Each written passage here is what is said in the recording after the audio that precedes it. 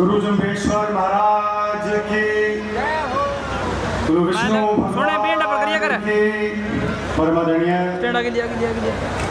मेघालय के पूर्व DGP doctor LR. Bishnoi जी, अखिल भारतीय बिश्नोई महासभा के राष्ट्रीय उपाध्यक्ष लगा रखी रिकॉर्डिंग सुभाष गेरू जी, एक मिनट रुक जा। बिश्नोई सभा हिसार के प्रधान श्री जगदीश कड़वासरा जी, सहदेव काली राणा जी, पूर्व प्रधान सेवक दल निहाल सिंह गुदारा जी, वीरूराम गुदारा जी, प्रधान पंचकुला बिश्नोई सभा, रामेश्वर बेनीवाल जी, प्रधान रतिया बिश्नोई सभा, अमर सिंह मांझू जी, कृष्ण पूनिया जी, बलदेव कोकर जी, सुरेंद्र लांबा जी, राजाराम कीचड़ जी, विजय देरू जी, आदमपुर विधानसभा के नवनियुक्त प्रभारी श्री मनदीप मलिक जी, सुभाष जांगड़ा जी, ओम प्रकाश जांगड़ा जी, भूप सिंह गुदारा जी, ओम प्रकाश जानी जी, मंच पर विराजमान सभी सम्मानित नेतागण, साथीगण और हमारे समक्ष विराजे हुए बहुत ही सम्मानित बुजुर्गों, मेरी मातृशक्ति बहनों भाइयों, पत्रकार साथियों, संत समाज के चरणों में नमन करते हुए युग पुरुष बिश्नोई रतन स्वर्गीय चौधरी भजनलाल जी को याद करते हुए मैं आप सभी को श्री कृष्ण जन्माष्टमी एवं गुरु जम्बेश्वर महाराज के 574वें अवतार दिवस की हार्दिक बधाई देता हूँ, शुभकामनाएं देता हूँ और परमपिता परमात्मा से प्रार्थना करता हूँ कि वे आपके और आपके परिवार को सुख समृद्धि और उत्तम स्वास्थ्य का आशीर्वाद प्रदान करें। और साथ ही पुरस्कार से सम्मानित हुए मैं सभी बहनों भाइयों को हार्दिक बधाई देता हूँ और ईश्वर से प्रार्थना करता हूँ कि आप सभी इसी प्रकार से भविष्य में भी सफलता प्राप्त करते रहें, अपने अपने क्षेत्रों में नई बुलंदियों को हासिल करने का काम करते रहें। सम्मानित साथियों, मैं समझता हूँ कि हम सभी बड़े ही भाग्यशाली कि हम एक ऐसे समाज से संबंध रखते हैं जिसने हमेशा पर्यावरण संरक्षण को प्राथमिकता दी हो और एक ऐसी महान आत्मा को अपना आदर्श माना जिन्होंने 550 साल पहले पूरे मानवता को एक नई वैचारिक क्रांति देने का काम किया। आज विश्व भर में पर्यावरण को बचाने के प्रयास किए जा रहे हैं, लेकिन बिश्नोई समाज तो सदियों से पर्यावरण संरक्षण की ओर मजबूती के साथ कार्य करता आ रहा है। सिर साथ से रुक रहे तो भी सस्तो जान, पर्यावरण को बचाने के लिए, वृक्ष को बचाने के लिए यदि अपनी प्राण की कुर्बानी भी देनी पड़े तो भी कम है। तो इस मंच के माध्यम से मैं आप सभी से यही प्रार्थना करना चाहता कि गुरु महाराज के बताए हुए सिद्धांतों पर चलने का हर प्रयास करें।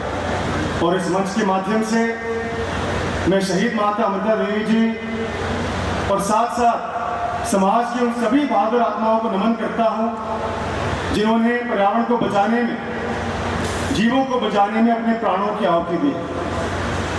इसके साथ मैं उन सभी लोगों को नमन भी करता हूं जो अपने दैनिक जीवन में भी गुरु महाराज के दिखाए गए रास्ते पर चलते हुए अच्छे कार्य कर रहे हैं, समाज का भला कर रहे हैं, मानवता का कल्याण करने में अथक प्रयास कर रहे हैं। मैं ज़्यादा नहीं कहूँगा, आज मैंने आदमपुर भी कई कार्यक्रमों में शिरकत करनी है, तो मैं तो इतना ही कहना चाहूँगा कि हम सभी जानते हैं कि हरियाणा प्रदेश गीता की भूमि है। हम सभी जानते हैं कि गुरु महाराज विष्णु भगवान के अवतार है, कृष्ण भगवान के अवतार है और मेरा ऐसा मानना है कि हम सभी को भगवत गीता से बहुत कुछ सीखने को मिलता है। जैसा मैं कह रहा था कि गीता से हमें बहुत कुछ सीखने को मिलता है। मनुष्य चाहे किसी भी देश का क्यों ना हो, चाहे किसी भी पंथ को मानता क्यों ना हो, मुश्किल की घड़ी में भगवत गीता हमारी राह को प्रज्वलित करने का काम करती है। सही गलत के बीच में अंतर को समझने समझाने में हमारी मदद करती है। कर्मण्येवाधिकारस्ते महाफलेषु कदाचन माँ कर्म फले तुर्भु माते संगोष कर्मणि। गीता के श्लोक का अर्थ हम सभी जानते हैं कि हमारा अधिकार सिर्फ हमारे कर्म पर है, कर्म के फल पर नहीं।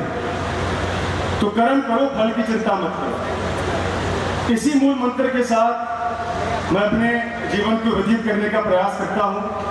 पिछले 2 सालों से जो मुझे अपने जीवन का सबसे बड़ा सौभाग्य मिला है, आदमपुर की महान जनता को सेवा करने का, तो इन 2 सालों में मैंने इसी मूल मंत्र के साथ पूरी ईमानदारी और मेहनत के साथ अपने लोगों की सेवा करने का प्रयास किया है और भविष्य में भी करता रहूँगा। हमारे जीवन में जब अनिर्णय की घड़ी भी आती है तो उस दौर में भी गीता हमारी मदद करती है। सही गलत का फैसला, अपने पराये का फैसला, धर्म अधर्म का फैसला, इसका रास्ता भी दिखाने का काम करती है। आज का इस मंच सामाजिक है तो मैं कोई राजनीतिक बात नहीं करूंगा। मैं तो सिर्फ इतना ही कहना चाहूंगा कि हरियाणा प्रदेश में हम सभी जानते हैं बहुत जल्द चुनाव होने जा रहे हैं, तो सोच समझ कर अपना फैसला करें, अपने पराये की पहचान करके अपना फैसला करें।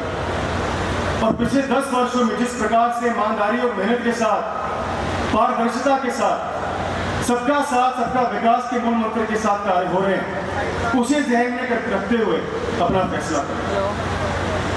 सम्मानित साथियों, आप सभी ने हमेशा से ही युग पुरुष बिश्नोई रतन स्वर्गीय चौधरी भजनलाल जी का साथ दिया और यही कारण है कि चौधरी भजनलाल जी भी हमारे समाज को पूरे हिंदुस्तान में एक नई पहचान दिला पाए थे। चौधरी भजनलाल जी के महान व्यक्तित्व के बारे में अगर चर्चा करें, उनकी अनगिनत उपलब्धियों के बारे में चर्चा करें तो घंटे लग जाएंगे।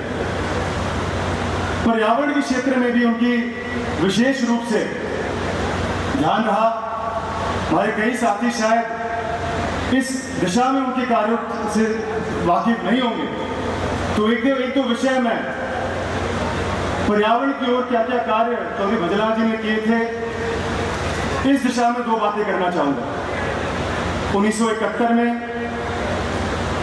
जब वो कृषि मंत्री हुआ करते थे तो चौधरी भजनलाल जी ने वन प्राणियों के शिकार पर प्रतिबंध लगाने का कार्य किया। 1979 में पंजाब के अबोहर इलाके को वाइल्ड लाइफ सैंक्चुरी घोषित करने का काम किया। इसी तरह राजस्थान में खेजड़ी वृक्ष को राज्य वृक्ष घोषित करने का काम किया और खेजड़ी के पेड़ पर डाक टिकट भी जारी करवाने का काम किया। साथ ही चौधरी भजनलाल जी के बारे में मैं ज्यादा विस्तार से चर्चा नहीं करूंगा, मुझसे बेहतर आप सभी उनके बारे में जानते हैं। 2 पंक्तियां मैं जरूर उनके बारे में कहना चाहूंगा। इत्र से कपड़ा महकाना कोई बड़ी बात नहीं, इत्र से कपड़ा महकाना कोई बड़ी बात नहीं, मजा तो तब है कि खुशबू आपके किरदार से आए, कि खुशबू आपके किरदार से आए। सम्मानित साथियों, इसी प्रकार से आप सभी ने हमेशा अखिल भारतीय बिश्नोई महासभा की संरक्षक बिश्नोई रत्न चौधरी कुलदीप जी का भी साथ दिया है। मुश्किल घड़ी में कंधे से कंधा मिलाते हुए उनका साथ दिया और पिताजी ने भी हर मोड़ पर, हर कदम पर हमारे समाज की मदद करने का, की सहायता करने का प्रयास किया है।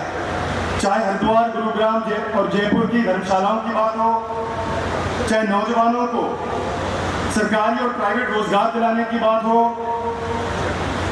चाहे समाज के आपसी मतभेदों को सुलझाने की बात हो, चाहे हिरण के हथियारों के खिलाफ कार्रवाई कराने की बात हो, चौधरी कुलदीप जी के लिए हमेशा समाज सर्वोपरि रहता है। तो मेरी आप सभी से प्रार्थना है कि इसी प्रकार से भविष्य में अब समाज में एकता बनाए रखे, अखंडता बनाए रखे।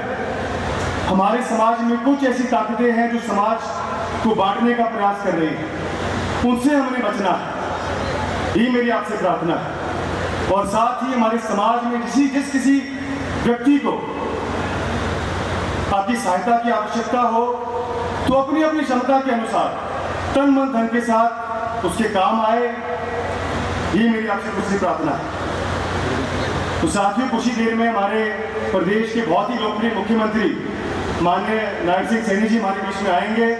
आज इस मंच के माध्यम से और आप सभी की ओर से इस पावन पर्व पर मैं उनका यहाँ पधारने पर हार्दिक स्वागत करता हूं, अभिनंदन करता हूं, आभार प्रकट करता हूं कि अपने व्यस्त कार्यक्रम में से अपना कीमती समय निकालकर हमारे इस आयोजन की गरिमा प्रतिष्ठा बढ़ाने का कार्य वो कर रहे हैं। मेरा ऐसा मानना है कि जब से नायब सैनी जी ने हमारे प्रदेश की बागडोर संभाली है, तब से सभी वर्गों में, किसान, व्यापारी, महिला और नौजवान, प्रदेश के सभी वर्गों में एक नई ऊर्जा देखने को मिली है और हमारे प्रदेश में विकास कार्यों में एक नई गति देखने को भी मिली।